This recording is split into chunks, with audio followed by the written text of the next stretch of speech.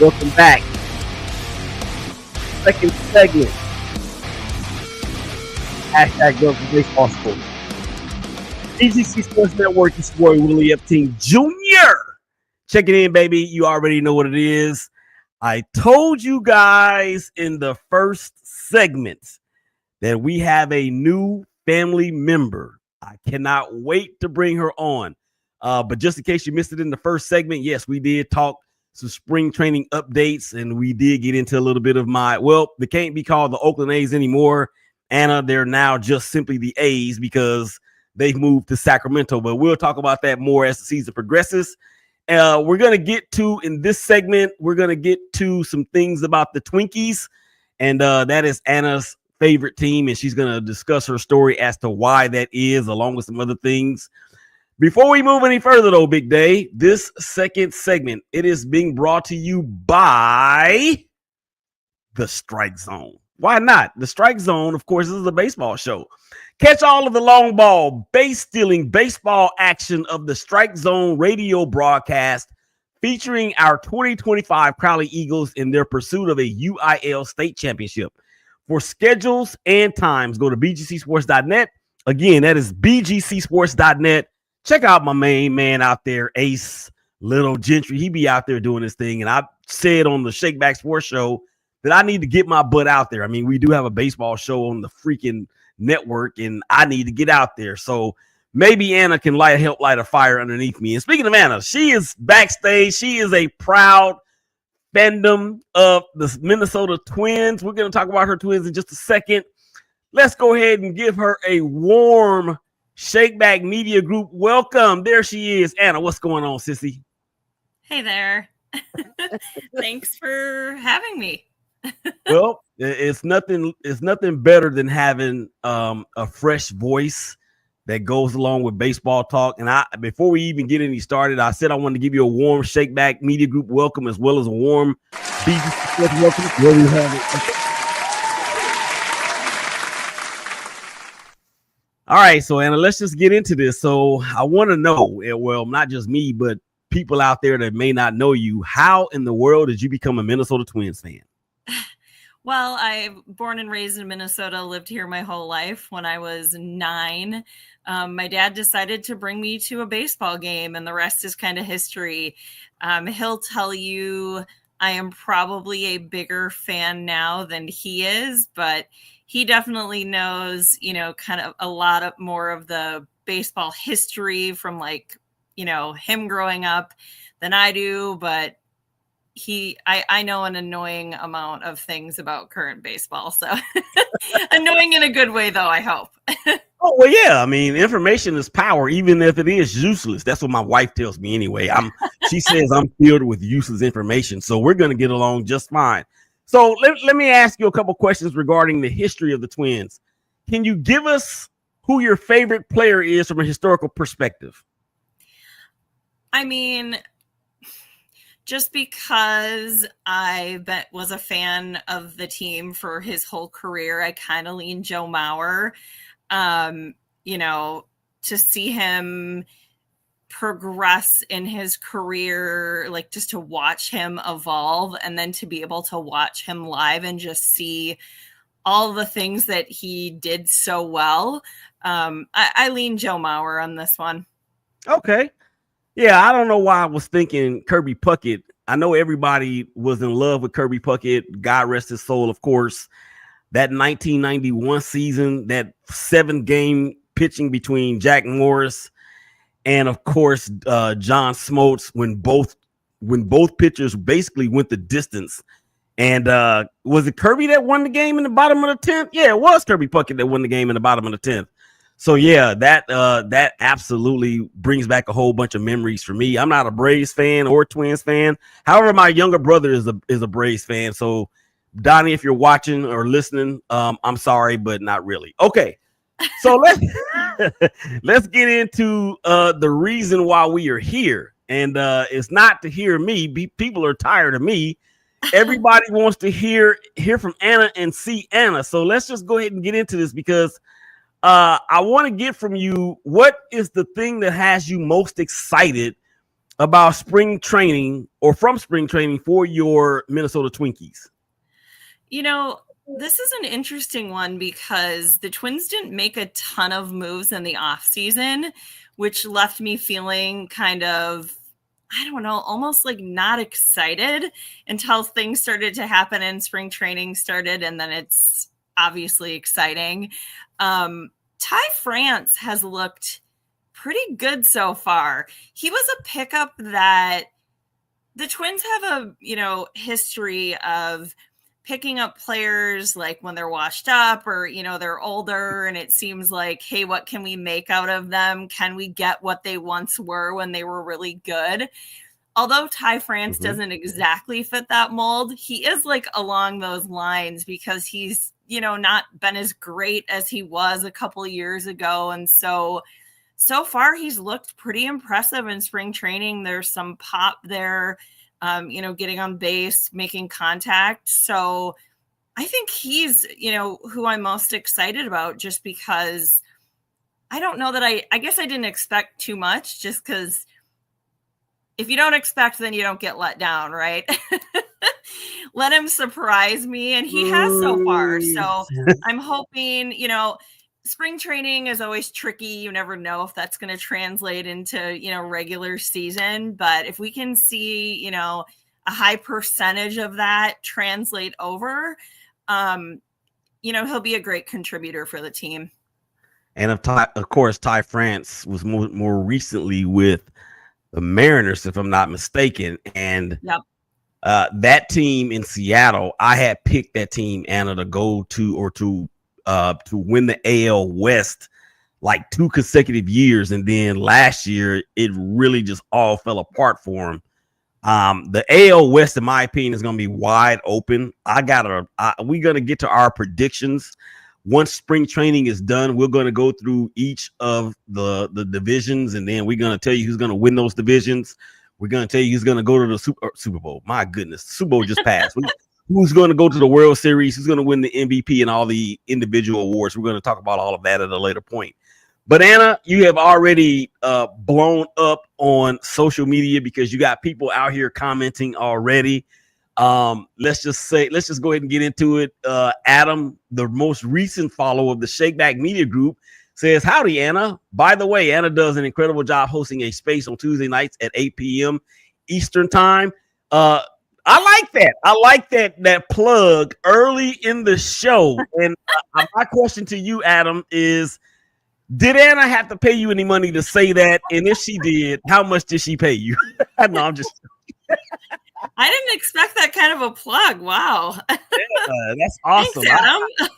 He had actually said on the post that he said nope. He had actually said that he was going to be tuning in. I said, hey man, please drop some comments, man. It'd be dope if you could do that. And then our girl, Red Beauty, Peggy Red, says, love the baseball background, Anna. So thank you. You are already blowing up in the world of social media. So let's just go ahead and proceed forth. I mean, these things go by so fast, ladies and gentlemen, when we're doing the show. What will it take for the Twins, Anna, to climb back to the top of the AL Central? I think consistency of play is key. Last year, we started the season just with a terrible losing streak. Really early on, and then surged after that, and then just like couldn't win a game to save our lives at the end of the season. So we were in it the whole time. At the beginning of the season, it felt like, oh great, this might be a season from a few years ago where we were terrible. Mm-hmm. And then I have to suffer the rest of the season watching that because I'm not going to not watch my team. But, we overcame that and things went really well for a while, but we just need to be consistently better. People say all the time, oh, it's only one game in baseball. It doesn't matter. There's so many. Well, at the end of the season, those games mattered. So if we can, the at-bats, I think Anna froze. She did. If we can do that, I think we're fine. Our bullpen is actually still predicted to be the number one bullpen in baseball for the season. So with that said, I mean, you don't need a ton more if you can get some hits if your pitching is good. So, fingers crossed that all that shakes out. Yeah, and one thing that I didn't hear you mention, and I'm pretty sure is at the forefront of your mind because it happens so frequently with this dude, but Byron Buxton has to find a way to stay on the field. I believe that as he goes, the Twins go. What's your assessment of that? I mean, you're spot on.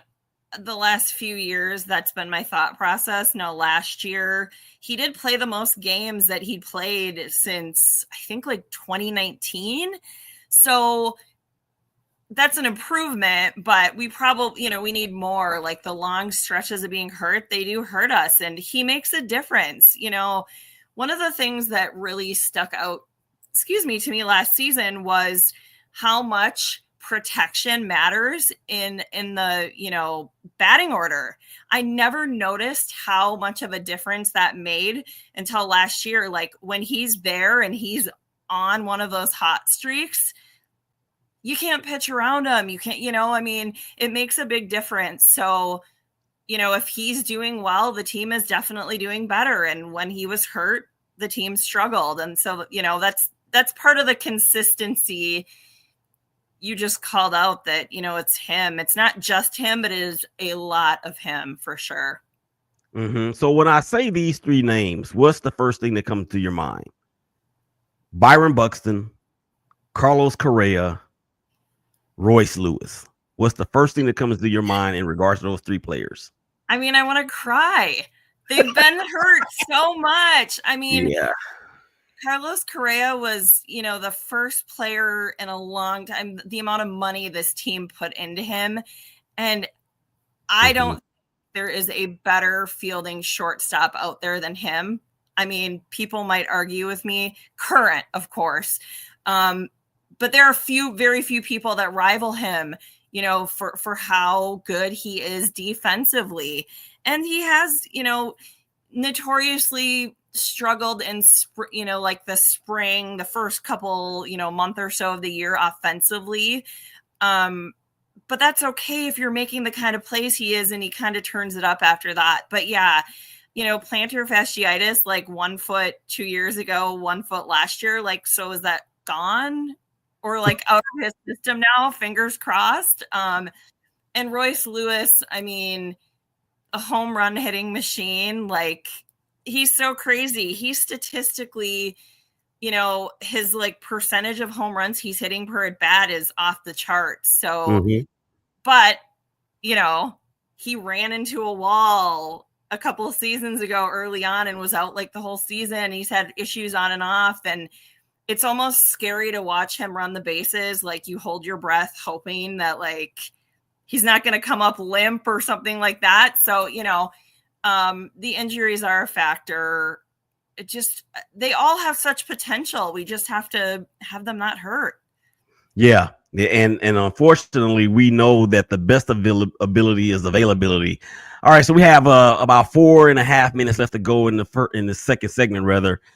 Before we actually get to some other questions, I want to go ahead and put this out there now because, by the way, thank you guys out there for checking us out on Facebook, my personal page, through the network's page, through the media group's page, my LinkedIn channel, as well as BGC Sports and Mafia Members podcast, YouTube channels, and Instagram TV. I see you guys out there watching, and of course, Twitter. So yeah, I want to put this out there because I've been doing a lot of polls lately, right? And this is what we call in the ShakeBack Sports Show that you hear on the 12s and 6s, 1s and 7s, Saturday and Sunday right here on the networks. It's called the Social Shake. And what that basically is anything that I find on social media that I want to shake the show up with, I'll put it out here. So I've been doing a lot of polls lately, Anna, and here's one that I just did last week, and the final poll the final votes are in, rather. And I want to get your opinion on this because I basically stated I love what MLB is doing to progress the game. Do y'all think they should experiment with aluminum bats? And the overwhelming vote says no. 8.6% said yes. And we had comments from people saying, Willie, are you dumb or something? Which there's no room for disrespect. And then we had people saying, no, don't do that. You're going to get everybody killed. So your thoughts, Anna, on your very first social shake segment with the poll showing 91, almost 91.5% people saying no, do not bring in aluminum bats. The noise annoys me as is. That was the first thing I thought of when I saw it, and to be transparent, I voted no. But the sound just I don't know. It changes the game for me. I remember seeing someone commenting that that yes, and they should try it at the home run derby. I'm not opposed to seeing. Everything gets tested in the minor leagues anyways, so I don't know. I mean, I feel opposed to it, but until I kind of see how it works and what it does, maybe I'm open to what it could be like. We're going to read off a couple of comments. Updog Sports Talk says, I'm a baseball traditionalist. Baseball is a game meant to slow down and enjoy time with your friends or family for a day night at the park. It was never meant to be rushed. I'm a bit of a traditionalist too, Anna, but I don't know about that particular statement because it was the game slowing down to the depths that it did is what I believe harmed it in a way, because the average age of a baseball fan is in the 50s. So at some point, it's got to start coming down. Your thoughts? Yeah, I mean, that's the whole reason the pitch clock exists and, that kind of stuff. They did it. And I was opposed to that at first, just as an idea. But as someone who attends, games and watches a lot of games, I don't mind it so much. I worry if it is, leading to injuries and that kind of stuff, which at that point remains to be seen. But we want more fans in the game. A lot of fans have been lost, over time. And in the way that, the generations now are, their attention span is even shorter than our attention span. So if you, making the game faster is something that, benefits the game as a whole. I think that's just how it is. Yeah, I agree. And not to say that I agree with all of, and Adam says aluminum bats should stay in college. They don't even use aluminum bats in high school, I don't think, at least in Texas anyway. But anyway, yeah, I agree with that. I mean, I'm not saying I agree with all the rules that have been put in place to progress the game. I don't really care for the ghost runner at second base, with the start of the extra innings, but, we'll see what happens from there. All right. Thank you guys once again for commenting and viewing us here in the second segment. The entire show will be ready to go Monday through Friday on the 12s and 6s, 1s and 7s. So we got to get out of here for the second segment. Come on back on the other side of the break. We're going to talk some more Twins with Anna for the dopest engineer in the game, Big Day, Willie Epting Jr., #Brothers of Baseball Show. Y'all coming back and holler at us.